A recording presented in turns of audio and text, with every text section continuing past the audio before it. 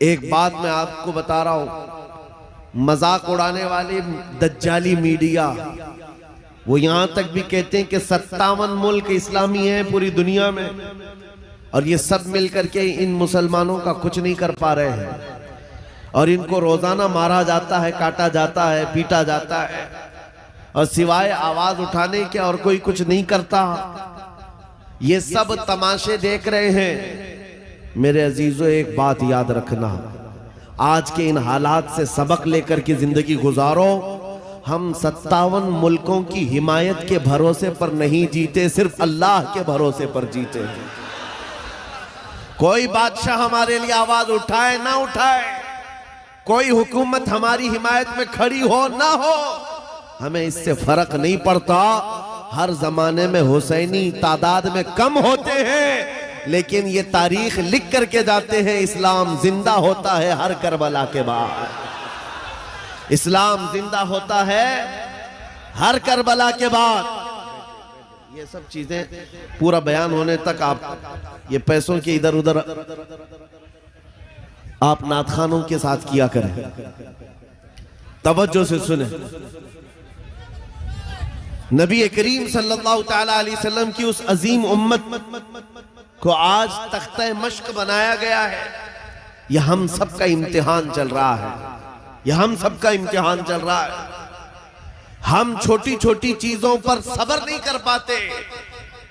हो सकता है मेरी तकरीरों से आपको असर ना हो सकता है किसी मुकर्रिर की और किसी के वादो नसीहत से आपको असर ना हो रहा हो, लेकिन उन निहत्थे बच्चों की और उन मजलूम फिलिस्तीनियों की उस चीख और पुकार को देख करके तो समझ जाओ कि उनका ईमान कितना मजबूत है, कितना मजबूत है। वक्त के उन निहत्थे बच्चों के सामने खड़े हैं, दुनिया की सारी बड़ी मशीनें लेकर, सारी टेक्नोलॉजी लेकर, और मुकाबला करने वाले कंकरों और पत्थरों के साथ खड़े हैं। हाथों में कंकर है, पत्थर है, कोई मुजाहमत करने के लिए उनके पास छोटी चीज भी नहीं। उसके बावजूद भी दुनिया उनको आतंकवाद कहती है, दहशतगर्द कहती है, टेररिस्ट कहती है, इससे उनको कुछ फर्क नहीं पड़ता। मैं एक हदीस पाक सुनाता हूँ। नबी करीम सल्लल्लाहु तआला अलैहि वसल्लम इरशाद फरमाते हैं, ला तज़ालु इसाबतुम मिन उम्मती युकातिलूना अला अबवाबि दिमश्क व मा हौलहा ज़ाहिरीन अलल हक़ ला यदुर्रुहुम ख़ुज़लानु मन ख़ज़लहुम इला अन तक़ूम अस्साअह औ कमा क़ाल रसूलुल्लाह सल्लल्लाहु अलैहि वसल्लम। मेरे आका फरमाते हैं, क़यामत तक मेरी उम्मत में से एक जमात ऐसी होगी, इसके आसपास लड़ती रहेगी, लड़ती रहेगी, हक के लिए लड़ती रहेगी, किसी के बुरा चाहने से उनका कुछ बुरा ना होगा। कयामत आने तक वो हक के लिए लड़ते रहेंगे। मेरे आका सल्लल्लाहु अलैहि वसल्लम ने फरमाया, कयामत तक वो हक के लिए लड़ते रहेंगे, किसी के बुरा चाहने से उनका कुछ नहीं होगा। अब मैं यहाँ बात पूछता हूँ, बुरा चाहने से कुछ नहीं होगा, ये हदीस में कहा जा रहा है, जबकि जाहिर में हम देख रहे हैं उनकी तो इमारतें टूटकर खत्म हो गई, उनके बच्चों के टुकड़े हो गए, उनके यहाँ एक एक कब्र में 80-80 मैयतों को रखा गया, और हदीस में कहा जा रहा है उनका बुरा चाहने वाले लोगों से, उनका बुरा चाहने से उनका कुछ नहीं होगा।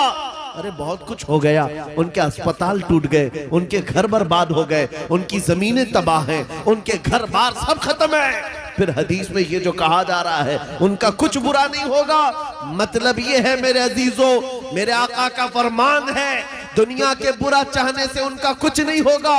मतलब घर टूट जाएं, बच्चे खत्म हो जाएं अलग है, रिश्ते टूट जाएं अलग है, लेकिन पूरी दुनिया एक तरफ हो जाए, उनके ईमान का कुछ भी बुरा नहीं हो सकता।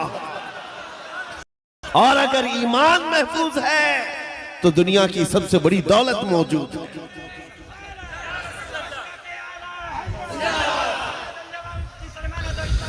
मैं ये चाहता हूं, तूफान आएंगे, आंधियां आएंगी, तुम सबक हासिल कर लो। ईमान हो तो ऐसा ईमान हो, ईमान हो तो ऐसा हो।